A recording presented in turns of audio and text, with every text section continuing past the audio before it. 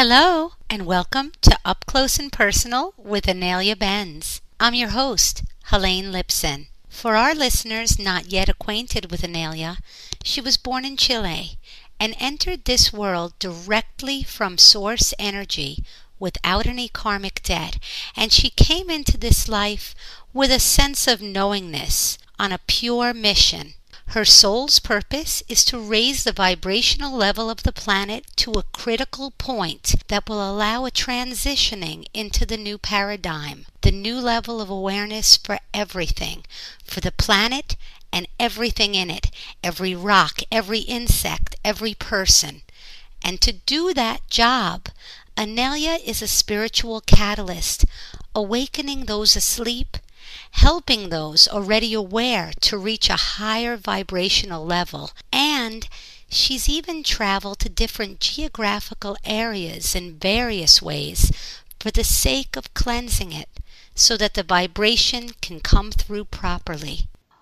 Today, on Up Close and Personal with Inelia Benz, we will speak to Inelia about religion and the impact this social institution has had on her life. We'll learn a bit about the religion she came into through her family of origin when she entered this world, and we'll learn about the role that religion plays in her life today. Hello, Inelia.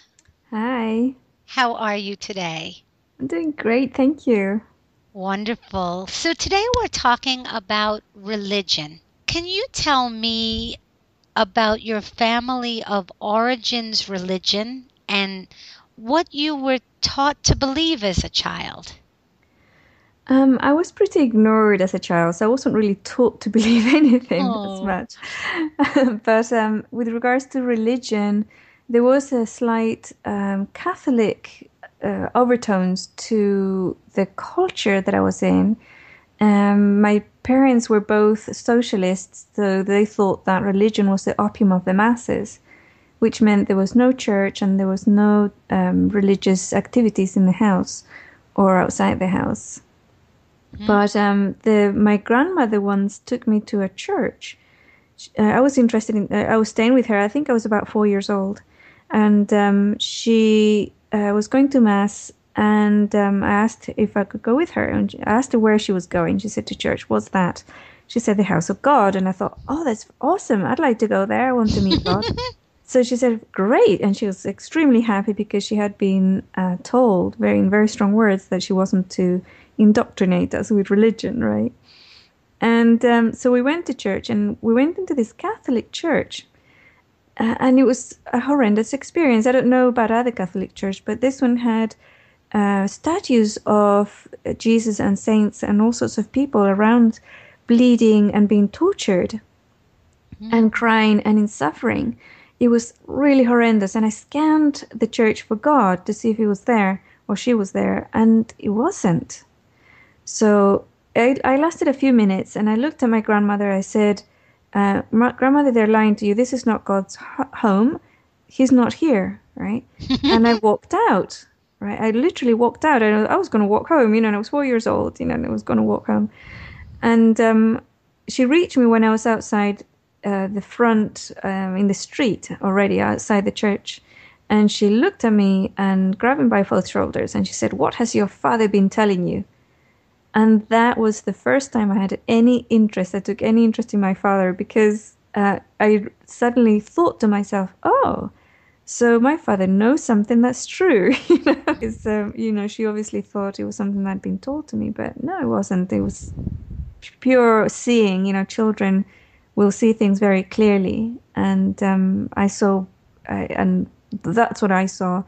So, I mean, I'm saying that if you're a Catholic person, and any other religion, there is truth to the beliefs or the teachings. There are truths in there. But I see religion as tools. No matter if you're in a mainstream religion or a fringe religion or a cult, it doesn't matter. There are truths there, and it's also a tool that whatever level of awareness that you're at the moment, or whatever tools that you need right now as a soul, are there for you to use, right? And it's your choice. But personally speaking, I would say that a religion really is an organization that needs followers. And I would say that that is old paradigm.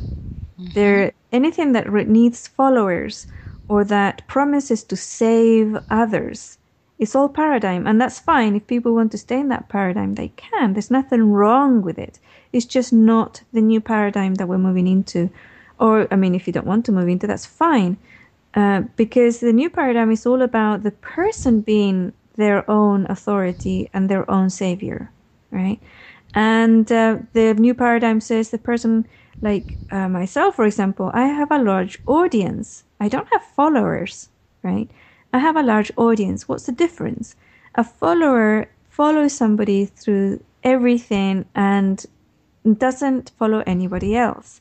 An audience is very large and can come in and out of the room anytime they want. They can be an audience for multiple different individuals or groups or whatever, and move back and forth or whatever they want to do, right? And have their own say as well. That's the main difference between, I think, for religion and the new paradigm sense of each individual being their own authority. So, yeah, I mean, that was my very early experience of religion. I've had more. Well, that was very well said, and you make an excellent point. Now, I read a while ago that you had been part of a Buddhist practice in Ireland. Is that true? Yes, absolutely. I was a Buddhist, practicing Buddhist for many, many years. I can't remember how many years, 11 or 14 years or something like that. And I was even a Buddhist group leader, which means that I would have meetings in my house or the house of the other group leader, and people would come and we would chant together and study the teachings together. Now, even then, throughout all of those years, I used to say to people, this is the best tool that I have ever found or experienced or used. If I ever find one that's better, I'm going to use that one and leave this one, right? Mm-hmm.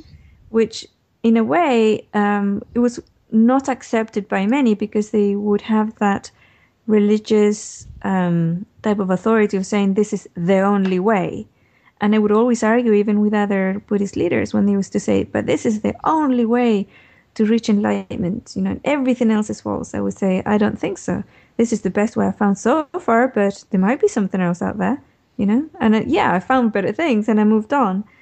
But there will be also the original Buddhist teachings were very adamant to say that Buddhism or those practices were not a religion, right? And that the person should always listen to their higher self and not even accept what the Buddhist teacher was saying or the Buddha was saying, but really listen to their own higher self and see if that was true or not. Because words and teachings, they become corrupted through time. So, yeah, it was interesting. And definitely, if somebody's looking for a religious practice to follow, I would suggest Buddhism for sure. Well, there's still parts of the Buddhist religion that are infused with what you do? It was no. Well, the problem is that when you organize people and they form the religion, eventually it becomes corrupted. I have not seen it. Right? It's like double negative there, but I haven't seen a situation where a group of individuals who organize themselves around the teaching hasn't become corrupted. I haven't seen that yet. And it happened with that particular religion that I saw as well. So the teachings, a lot of the teachings I would say are very out there, but there's also lots of other belief systems that people send me links to all the time and say, these people are saying exactly what you're saying and whatever, And I haven't had time to read them, so I can't say. But what I'm saying is nothing new, right? I'm not saying anything new. Everything's out there already. All this information has been out there for thousands of years. I'm just saying it in a different way, and I'm putting it out there in a way that I feel is easy to reach and for people to understand, and without any attachment to any type of group, religion, or authority. So yeah, that would be what I would say. Yeah, there's truths that resonate within me in every single religion and cult on the planet. Everyone. Well, religion can be a huge form of control where people are looking for hope and they're looking for a source of strength. They're actually losing their strength when they're following a religion blindly. Now, in your life, has anybody been close to you that has been almost oppressed by their own religious beliefs? Have you experienced that? Well, yes. However, I don't judge it. I don't think it's a bad thing. Right? They don't see it as being oppressed. They see it as comforting and liberating. And that's what their higher self is asking them to do. Now, they know everybody, not everybody, but most people in my immediate environment, family and relatives and friends, know what I'm doing now because I've gone public. And they have access to the information that I'm giving. And they may either accept it, criticize it, or whatever, and that's fine, you know? And their own personal religion can be a source of extreme strength and comfort because of the place where they're at. And for them, it is true. And who am I to say that that's not true or useful? So yeah, there's no judgment.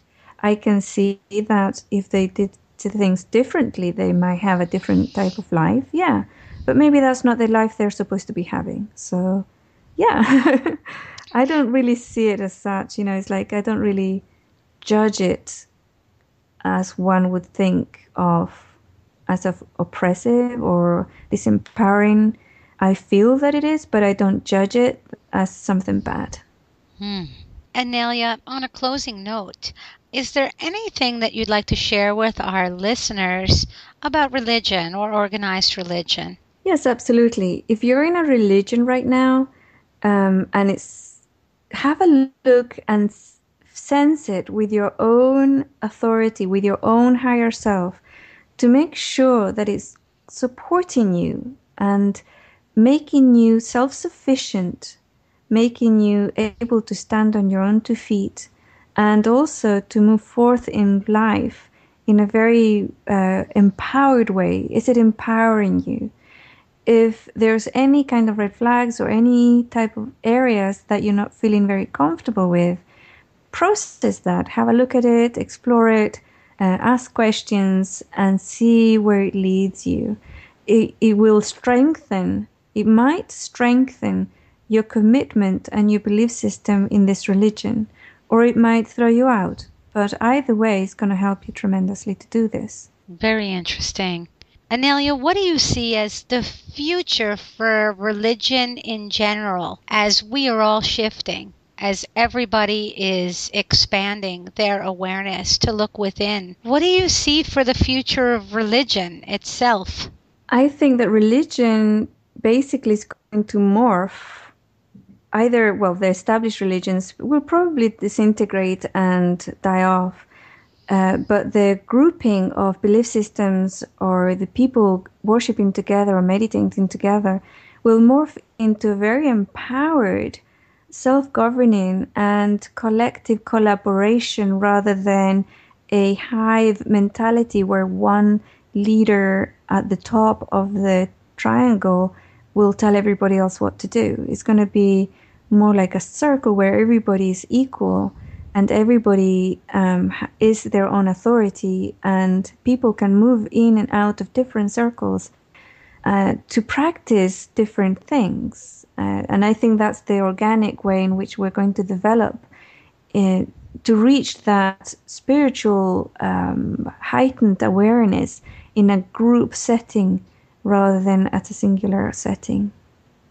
Interesting. Thank you. Thank you so much, Inelia. Fascinating show. To our listeners, to all our friends out there, this is Helene Lipson, your host, sending love, light, and blessings to all. Namaste.